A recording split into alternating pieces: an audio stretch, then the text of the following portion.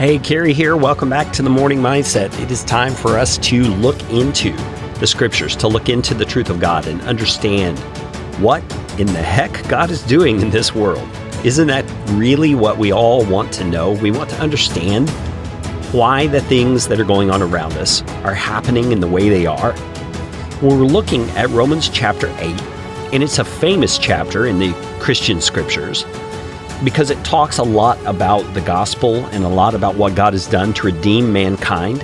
But there's also a deeper revelation here of what is happening in history and what is happening in all of creation. And we've gotten into that in Romans chapter 8, beginning in verse 18. And Paul, the apostle, has revealed to us that when sin entered the picture, the entire creation was frustrated. In a sense, it was limited. It was held back from being what it was fully meant to be by God.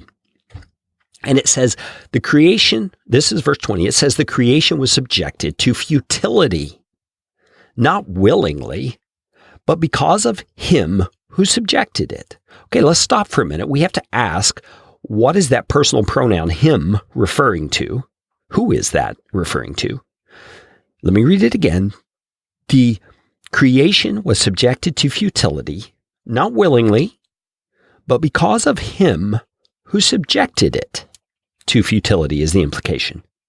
Now, was that the devil? Was that Adam way back in the Garden of Eden when he chose to sin? Was it God? Well, in all the language of this paragraph, of this passage, there's no other person being referred to except for God himself. So the way that grammar works, the antecedent of the pronoun him is God himself. God himself is the one who subjected creation to this futility. And he did it by allowing the power of sin to come into the world. Now, there's a whole can of theological worms that we could get into here about the beginning of sin, and did God create sin? Did God allow sin? Did God make sin? Did God ordain sin? And I don't want to wade too deeply into that because there's just so much we got to dig into to get there.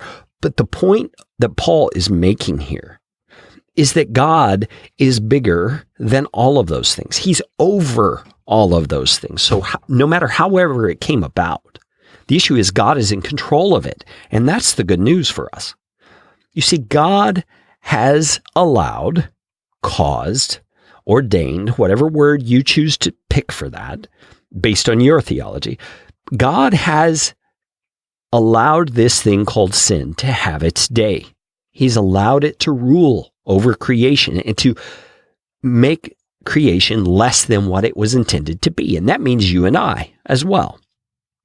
But the point he's driving home here is there is a hope, this is verse 21, that the creation itself will be set free from its bondage to corruption and will obtain the freedom of the glory of the children of God. And what does that mean? Well, the children of God is us, those who have placed their faith in Jesus Christ. We talked about that a few episodes back. And he's saying there is a freedom that's going to come, not just to us, but to all creation, when the children of God are revealed. He goes on, he says, we know the whole creation has been groaning together in the pains of childbirth until now. Boy, that's strong imagery, isn't it? He says, not only the creation, but we ourselves who have the first fruits of the Spirit groan inwardly as we wait eagerly for adoption as sons, the redemption of our bodies. You see, the struggle we have against sin is really good news. The struggle itself indicates to us that we have the first fruits of the Spirit. We know there's something better to come. We long for it. We want it. And that day when our bodies are redeemed is when all of that's going to come to fruition. And this frustration, this limited nature to our lives, to our existence, is going to be changed. Tomorrow, we're going to dig into that in verse 24. We're going to understand what it means to be saved, truly, on a larger scale, what it means to be saved by Jesus Christ.